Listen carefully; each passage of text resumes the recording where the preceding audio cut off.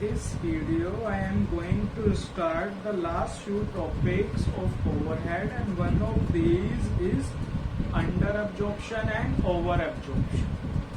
As we have already studied in last few video that overhead can be charged means absorbed to cost unit means output at actual rate or at predetermined. But जो ये over and under absorption की problem है arise नहीं होती है when we are using actual rate method, because जब हम overhead actual rate method के बेसिस पे एब्जॉर्ब मींस चार्ज करते हैं आउटपुट से कॉस्ट यूनिट से, it means actual rate and जो ओवरहेड चार्ज किया है उन दोनों में कोई डिफरेंस नहीं होता.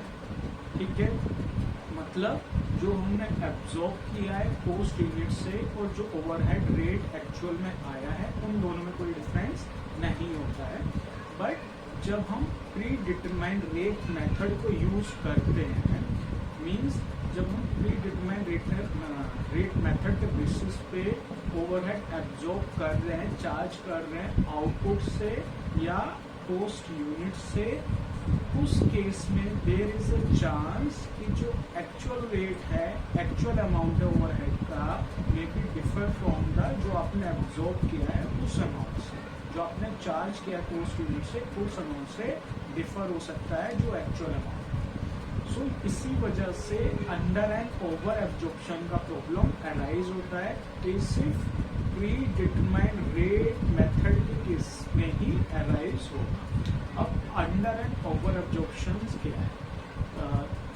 जब जो हमने एब्जॉर्ब किया है ओवरहेड मींस चार्ज किया है ओवरहेड टू कॉस्ट यूनिट्स और आउटपुट, वो अमाउंट लेस देन होता है एक्चुअल जो अमाउंट है ओवरहेड का, उसको हम बोलते हैं under absorption. Means absorb amount is less than the actual amount of overhead, तो इस कंडीशन को बोलते हैं अंडर एब्जॉर्प्शन. अगर हमने जो चार्ज किया है कॉस्ट यूनिट से आउटपुट से वो अमाउंट ज्यादा होता है एक्चुअल अमाउंट ऑफ ओवरहेड से, तो उसको हम बोलते हैं ओवर एब्जॉर्प्शन. अब इसका फिर आता है ट्रीटमेंट या मैं बोलूँ accounting of under and over absorption. Basically इसके 3 मेथड्स है. First one supplementary rates method. Supplementary rates methods को तब यूज करते हैं जब ओवरहेड अमाउंट मतलब अंडर एंड ओवर एब्जॉर्प्शन का जो अमाउंट है वो सिग्निफिकेंट होता है, लार्ज होता है. अगर वो अमाउंट सिग्निफिकेंट है तो हम सप्लीमेंट रेट का यूज करते हैं. इस मेथड के अंदर हम सप्लीमेंट्री रेट्स को कैलकुलेट करते हैं जो एडजस्ट करता है cost of work in progress, finished goods and cost of sale. अगर अंडर एब्जॉर्प्शन का केस होता है तो यहाँ पे हम प्लस रेट का यूज करते हैं. प्लस रेट मतलब उसकी कॉस्ट आपने कम चार्ज की है तो उसमें जो कॉस्ट है वो ऐड करते हैं. प्लस रेट का मतलब यही है. और इस रेट को फाइंड आउट कैसे करते हैं? अंडर और ओवर एब्जॉर्प्शन के अमाउंट को हम डिवाइड करते हैं जो एक्चुअल बेस होता है. एक्चुअल बेस मतलब जैसे मशीनरी आवर्स भी हो सकता है, लेबर आवर्स भी हो सकता है, तो फिर हम उस रेट से एडजस्ट करते हैं. अगर वो अंडर एब्जॉर्प्शन है तो उतने से वो कॉस्ट इंक्रीज हो जाएगी पर यूनिट, एंड अगर ओवर एब्जॉर्प्शन है तो माइनस रेट से डिक्रीज हो जाएगी. ठीक है. नेक्स्ट मेथड है इसका writing off to costing PNL and PNL account. अब इसमें इस मेथड का यूज हम तब करते हैं, मतलब कॉस्टिंग पीएनएल से हम राइट ऑफ अंडर एब्जॉर्प्शन को तब करते हैं जब वो अमाउंट इनसिग्निफिकेंट मतलब मिनिमम है प्लस उसका एबनॉर्मल रीजन की वजह से under and over absorption arise होता है. ये 2 कंडीशन है. अगर ये 2 कंडीशन सेटिस्फाई करती है तो हम अंडर एंड ओवर एब्जॉर्प्शन को राइट ऑफ करते हैं costing PNL. And third and last method है carry forward to next financial year और नेक्स्ट ईयर. इस केस को इस मेथड को हम तब यूज करते हैं जब हमारा business cycle more than 1 year है या हम ओवरहेड रेट को लॉन्ग टर्म बेसिस पे डिटरमाइन करते हैं, चार्ज करते हैं. ठीक है. अब नेक्स्ट जो इम्पोर्टेंट पॉइंट है, जो टॉपिक है, वो है treatment of special items of overhead, means accounting of special items. इसमें हमें ये देखना है कि कुछ ऐसे आइटम्स हैं जो अभी तक हमने डिस्कस नहीं किया पर कभी कभी क्वेश्चन में आ जाते हैं, तो उनका करना ही है। तो कुछ ऐसे आइटम्स हैं जैसे कि इंटरेस्ट ऑन कैपिटल, इसको इंक्लूड करना चाहिए कॉस्ट ऑफ प्रोडक्ट में और नहीं करना चाहिए, जो थोड़ा कंफ्यूजन रहता है। कुछ अकाउंटेंट्स ऐसे हैं जो फिगर में आर्गूमेंट देते हैं कि इसको इंक्लूड करना चाहिए, और कुछ ऐसे अकाउंटेंट्स हैं जो बोलते हैं इसको इंक्लूड नहीं करना चाहिए। पर ये दोनों आर्गूमेंट्स डिपेंड करते हैं कि फर्म का, ऑर्गेनाइजेशन का कैपिटलाइजेशन का नेचर क्या है। कैपिटलाइजेशन का नेचर मीनिंग कि आपने फंड को किस तरीके से रेज किया है, खाली इक्विटी की तरीके से रेज किया है या फिर आपने डेट का भी यूज किया है। अगर आपने दोनों का यूज किया है तो मतलब आपको इंटरेस्ट पे करना पड़ेगा, और अगर आपको इंटरेस्ट पे करना पड़ रहा है तो डेफिनेटली इसको इंक्लूड करना चाहिए आपको कॉस्ट ऑफ प्रोडक्ट में। बट अगर आप इंटरेस्ट पे नहीं कर दो तब क्या आपको इसको इंक्लूड करना चाहिए? तो आंसर है नो। तो ये दोनों फिगर क्या होगी? अनकम्पेरेबल होगी, मतलब आप इसको कंपेयर नहीं कर पाओगे। वाई?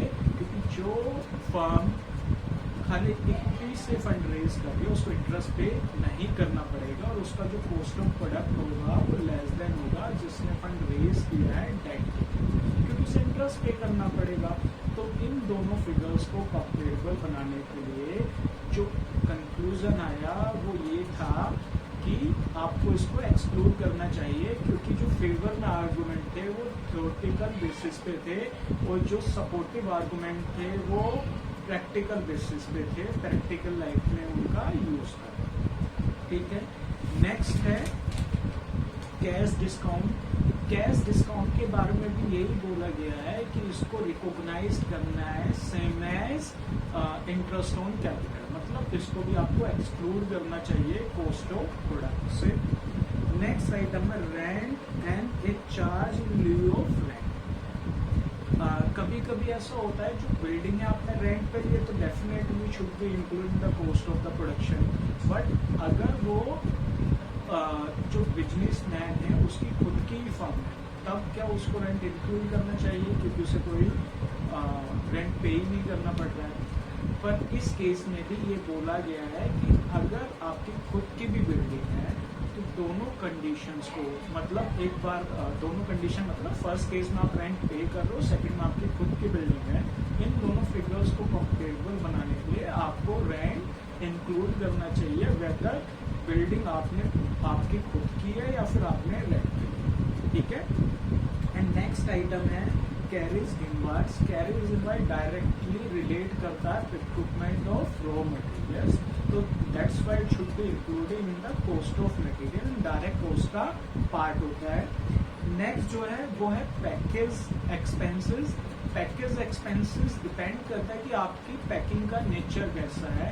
अगर पैकिंग आप हैंडलिंग के लिए कर रहे हो, मतलब प्रोडक्ट को हैंडल करने के लिए यूज कर रहे हो, तो it should be included in manufacturing overhead. But अगर पैकिंग फैंसी नेचर की है, अट्रैक्ट द कंज्यूमर, तो इसमें हम सीधा ये बोलेंगे कि इसको आप एडमिनिस्ट्रेशन सेलिंग ओवरहेड में इंक्लूड करना चाहिए।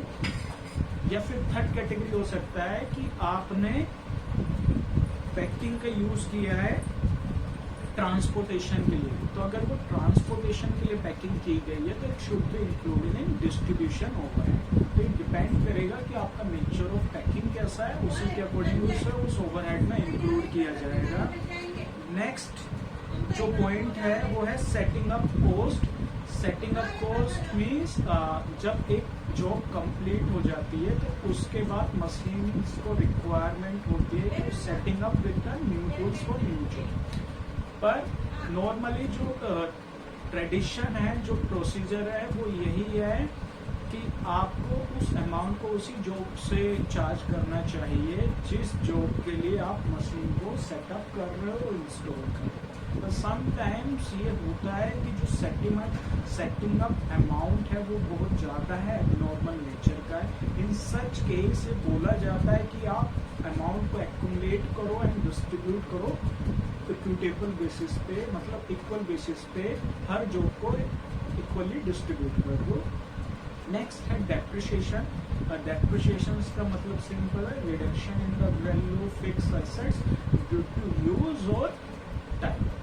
ठीक है, अब इसको इंक्लूड करना चाहिए या नहीं? Yes, it should be including the cost of production, because इसका हम यूज करते हैं कॉस्टिंग में, हम इसका रेट निकालते हैं डेप्रिसिएशन का चार्ज करने का। उसके वेरियस मेथड है, हम लेबर आवर बेसिस पे भी निकाल सकते हैं, मशीनरी आवर बेसिस पे भी निकाल सकते हैं।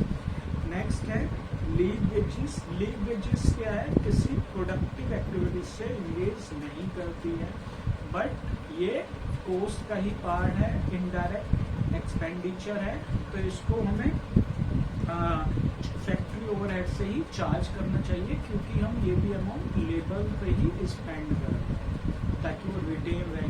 ठीक है, एक सर्टेन अमाउंट हम लीव का पे करते हैं, अगर वो फैक्ट्री में नहीं आ रहा है उसके लिए, पर वो डायरेक्टली तो प्रोडक्शन एक्टिविटी में इन्वॉल्व नहीं है जो हम पेमेंट कर रहे हैं, तो इसीलिए इसको हम इनडायरेक्ट कॉस्ट बोलते हैं, इसको फैक्ट्री ओवरहेड में इंक्लूड करना चाहिए। फिर आता है रॉयल्टी या पेटेंट फीस। अगर आप एक फीस या रॉयल्टी पे कर रहे हो तो उसमें दो ऑब्जेक्टिव हो सकते हैं, या तो आपने मैन्युफैक्चरिंग एक्टिविटी के लिए कर रहे हो, तो अगर आप मैन्युफैक्चरिंग एक्टिविटी के लिए कर रहे हो तो it should be including the cost of production.